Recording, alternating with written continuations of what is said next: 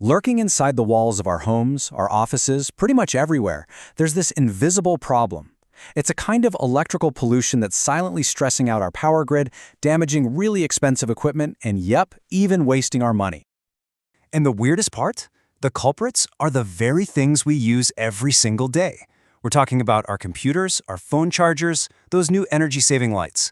So how can our shiny new gadgets be causing a problem we can't even see? Well, that's what we're going to figure out. All right, so to really get what's going wrong, we first have to understand what right even looks like. Let's just imagine our power system in its most perfect, ideal state. So in a perfect world, the electrical current that powers everything flows with this beautiful, smooth rhythm. Engineers have a name for it, a sine wave. And the best way to picture it is exactly like a calm, predictable ocean wave, just rolling into shore with perfect timing. This is the pure, clean power our systems were all designed to run on. And this perfect wave, it's got a steady beat, right? A basic rhythm. Now, depending on where you are in the world, it cycles back and forth either 50 or 60 times a second. That's the fundamental frequency. You can think of it like a pure, single musical note that our whole power grid is supposed to be playing, perfectly in tune. But of course, we don't live in a perfect world. Unwelcome intruders have kind of invaded our electrical systems, and they're messing up that pure note. So let's meet the villains of our story, harmonics. So what happens when that perfectly smooth, calm sea wave gets, corrupted? What happens when our pure musical note is suddenly drowned out by a bunch of jarring, unpleasant sounds? Oh, that corruption? That's what we call harmonics. They're basically unwanted electrical frequencies. Think of it as noise that ride on top of our main frequency, twisting that perfect sine wave all out of shape. If our main frequency is that pure musical note, harmonics are like a screeching, sharp sound that just ruins the whole melody. And get this, these intruders, they actually follow some pretty specific rules. They always show up at a higher frequency than our main one, and they're always whole number multiples of it. So, if the main note is 50 Hz, the third harmonic is buzzing along at 150 Hz, the fifth is at 250, and so on. It's all these extra frequencies that are creating the chaos. So where in the world is all this electrical noise coming from? Well, the shocking answer is, we're the ones letting it in. The source of all this chaos is literally all around us, in the very technology that defines our modern lives. To really get to the bottom of this, we need to split our electronics into two camps. On one side, you've got the good guys, or what engineers call linear loads. These are older, simpler things like those old incandescent light bulbs that draw power in that same smooth, perfect wave. But on the other side, you have the troublemakers, the non-linear loads. These modern devices don't draw power smoothly. Oh no, they take it in short, abrupt gulps. And who are these troublemakers? Seriously, just look around you right now. It's the power supply in your computer. It's the charger for your phone. It's your energy-efficient LED light bulbs. It's even the heavy-duty equipment in factories. They are absolutely everywhere. So how does this even happen? Well, because these modern devices are so efficient, they switch themselves on and off thousands of times a second. And in doing so, they essentially chop up the electrical current they're drawing.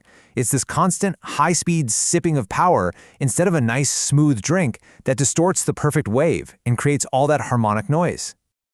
Okay, so there's some noise on the line. Big deal, right? Why should we care? Well, this isn't just some problem for engineers to worry about. This distortion comes with a very real and often very high price tag. I mean, the consequences are actually pretty serious. This harmonic noise causes equipment to overheat, it can trick safety systems into shutting down power for no reason, it slowly destroys sensitive electronics, it makes our whole system less efficient, which means higher electricity bills for us, and it can even mess with communication signals. So let's take overheating, for example. Those extra harmonic currents, they aren't doing any useful work. They don't power your laptop or light up your room. They just run around in the wiring and generate waste heat. And that extra heat is a silent killer for big, expensive things like transformers and motors, drastically cutting their lifespan. Then you've got these false alarms. You see, circuit breakers are designed to trip when they sense a dangerously high current. But harmonics can inflate that reading, tricking the breaker into thinking there's a huge problem when there isn't one. The result? Sudden, totally unnecessary power outages that mess up your day.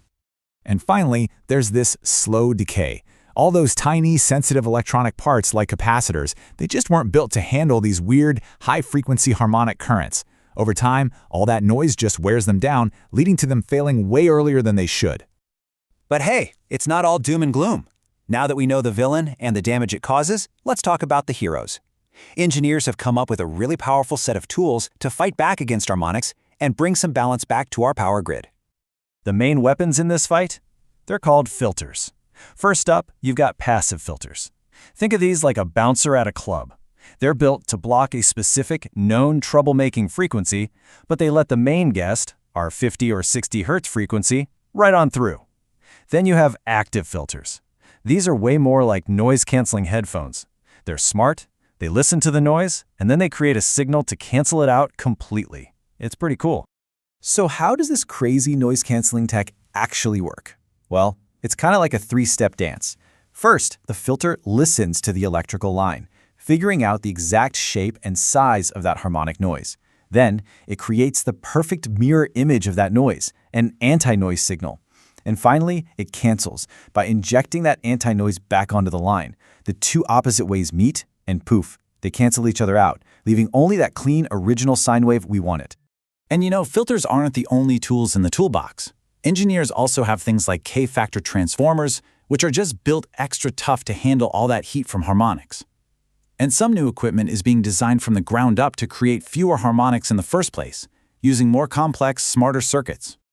Okay, so let's just boil this all down. Harmonics are basically distortions in our electricity, and they're caused by our modern electronics.